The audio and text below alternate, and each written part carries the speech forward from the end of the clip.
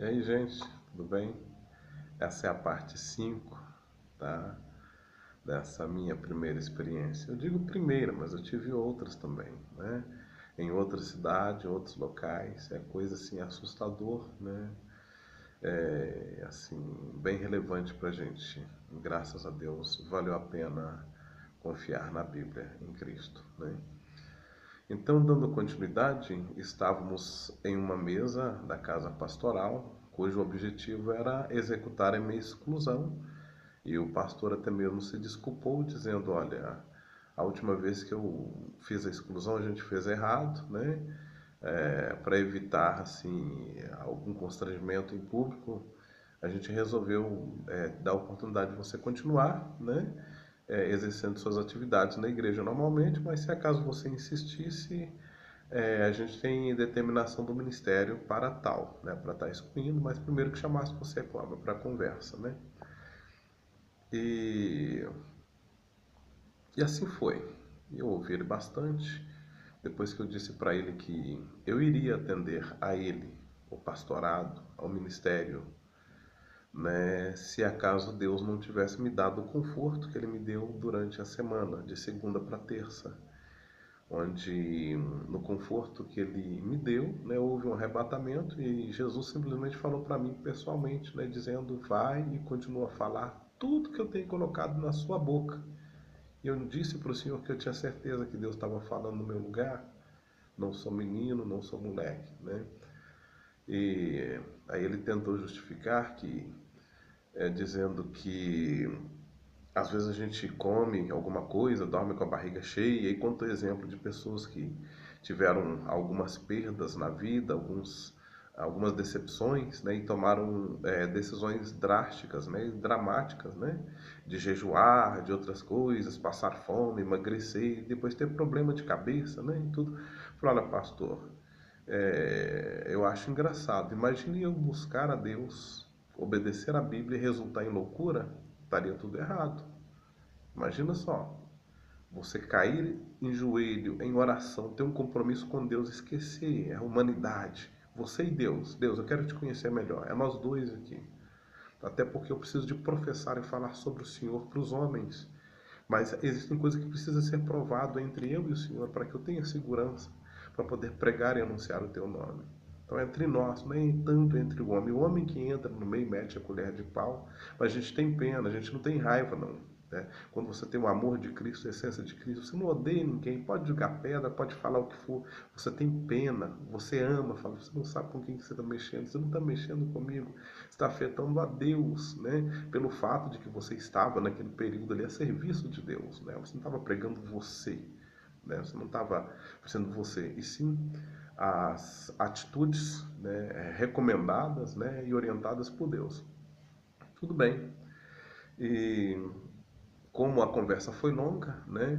Eu disse para ele: como é que o senhor me acha na igreja aqui? O senhor me acha menino, molecão, não tenho um bom comportamento, sou escandaloso. Eu quero que o senhor corta reto, não tenta me bajular, não tenta falar para mais, mas corte reto. Como o senhor me vê aqui na igreja? Ele falou: não tem nada a reclamar, não.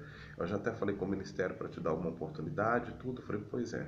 O senhor me acha menino, moleque? Não, de jeito nenhum. Pelo contrário, tenho uma grande admiração pelo irmão e tudo. O prefeito da cidade esteve falando bem sobre o irmão, né? Que deu uns treinamentos aí na prefeitura e tudo. E eu falei: pois é, se o senhor não me acha meninão, criança, eu também não me acho, não. Se eu nunca fui arrebatado antes, eu diria para o senhor, mas se aconteceu, aconteceu comigo. É fácil acreditar quando acontece com outro lá fora, lá longe, em outro lugar, mas porque é perto, ainda que você saiba que a pessoa tem uma conduta positiva, né? Embora pobre, humilde, passando por dificuldades, né? Naquele momento, né? Encarando a vida honesta, né? Sempre trabalhando, nunca omisso, né? É, e eu disse para ele: olha, para evitar que o senhor me efetue a exclusão, vamos fazer o seguinte: está dando quase meia-noite, a conversa foi longa, né? Tá tudo escuro, tá noturno. O senhor acha que eu tenho o poder de dizer para o sol, em plena meia-noite, sol apareça, e o sol aparecer? Ele disse: não, você não tem. Eu falei: exatamente, eu não tenho, mas o Deus que eu sirvo tem. Você acha que eu tenho o poder de dizer vento assopre e o vento assoprar? Pois é, o meu Deus tem. Olha, O senhor acha que o Marcos está falando com o senhor? A prova que Deus está falando com o senhor é o seguinte: o senhor tem 8 dias para mudar de atitude. Se o senhor não mudar de atitude, dentro de 8 dias, Deus começa a tratar com o senhor. E outra, se dentro de 8 dias Deus não começar a tratar com o senhor, eu venho aqui, rasgo a Bíblia, abandono o Evangelho, porque eu busquei a Deus de coração, me humilhei em oração, só fui arrebatado, tive visões e me resultou em loucura e alucinação. Que Bíblia é essa? Que Evangelho é esse? Aí ficou essa proposta, né? Que ele teria 8 dias para mudar de atitude. Se dentro de 8 dias nada acontecesse com ele, porque foi o Marcos que falou, o homem não tem condição de mudar nada. Mas se no 8º dia algo acontecesse com ele, né? Ele iria perceber que Deus estava sentado com ele à mesa e não o Marcos. Aí a prova foi exatamente essa. Aí saímos, fomos embora, terminou a reunião, não me excluíram. Lancei essa proposta. E cada passo que eu dava na rua indo para casa, eu imaginava: Deus é maravilhoso. Ele é grande, a misericórdia dele é infinita. Ele aceita o homem discutir com ele, argumentar com ele e não mata ele. Deus é tremendo. Deus é realmente... Aí veio salmos e salmos na minha mente sobre a grandeza e a misericórdia de Deus. Ele não toca e não mexe em você antes do tempo. Mas na hora certa, ele executa. Aí passa-se o primeiro dia, 5º dia, o 2º dia, 3º dia, 4º dia, 5º dia, 6º dia. Chegou o 8º dia. Era o dia de eu rasgar a Bíblia ou dele perceber que Deus tinha falado com ele, né, há 8 dias atrás, que foi o tempo que Deus deu para ele. Aí no 8º dia, eu até perguntei ele naquela noite da exclusão, da proposta, eu disse para ele: tá tudo bem? Saúde, tudo bem com vocês? Familiar, tá tudo bem? Tá tudo bem, tranquilo. No 8º dia, a sua querida esposa entrou em coma, né? E quando chamaram o povo na cidade, né, alguns que estavam na reunião começaram a me olhar com o olho regalado, lembrando do que Deus tinha dito para ele, que no 8º dia começava a tratar. Eu cheguei, abracei a ele, né, o carro da ambulância parado em frente à casa com o giroflex ligado e tudo. Eu perguntei ali: o que aconteceu com sua esposa? A minha esposa, o coração dela está do tamanho de uma melancia, não sei como que está viva, mas já teve problema de coração antes? Não, nunca. O médico dela disse que ela nunca ia morrer de coração, porque o coração dela é igual ao coração de uma criança, podia morrer de qualquer coisa, menos de coração. Aí os covardes que participaram da reunião começaram a me olhar assustado. Baixou um temor na igreja e descobriram que o Marcos não tinha falado com eles, e eram Deus, ele tinha 8 dias.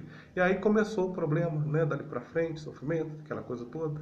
Em um belo dia, depois de alguns meses, a esposa internada, e Deus estava tão no meio, que o coração grande, aquela coisa toda inchada, aquela coisa, a situação era de morte, mas Deus não deixou morrer, porque a graça e o Espírito Santo estava com ela, né? Mas o sofrimento foi grande, né? Esse é um testemunho, não quero humilhar, não quero... É a liberdade que eu tenho, que Deus me faz, para contar como experiência para vocês. Se eu não te falar, talvez você não ficaria sabendo disso, mas que toda honra e toda glória seja para Deus, tá? Eu sou merda, dependo da misericórdia e graça de Deus para viver, tá? Em um determinado dia chegou uma profeta de São Paulo, que a igreja acreditava muito nela, né, e eu não a conhecia. Chegou e deram a oportunidade para ela pregar. Ela chegou, apontou o dedo para mim, que eu nunca tinha visto ela, e falou: você, Deus tem visto tudo que você tem feito e tem agradado o que você tem feito por ele. Tá, dentro de alguns dias você vai ver o que Deus vai fazer, né? E a esposa do pastor em coma, né, na cama. Aí terminou o culto e falou: sei que Deus mandou fulano aqui, essa profeta, para orar para minha esposa, ela vai ser curada. Aí fomos no quarto, depois do culto, todo mundo. Ao orar pela esposa dele, a profeta novamente veio na minha direção e mostrou: esse homem aqui, Deus me mostrou um letreiro de ouro na testa dele, obreiro de valor. Obreiros tem muito, mas de valor são poucos, e aqui nessa cidade tem um. E ela falava e chorava, falava em línguas, né, apontando o dedo para mim, e eu chorava, a catarreira descendo, dizendo: Deus, eu não mereço isso não, não sou digno disso não, de elogio, de conforto do Senhor, não, de jeito nenhum. E assim foi, né?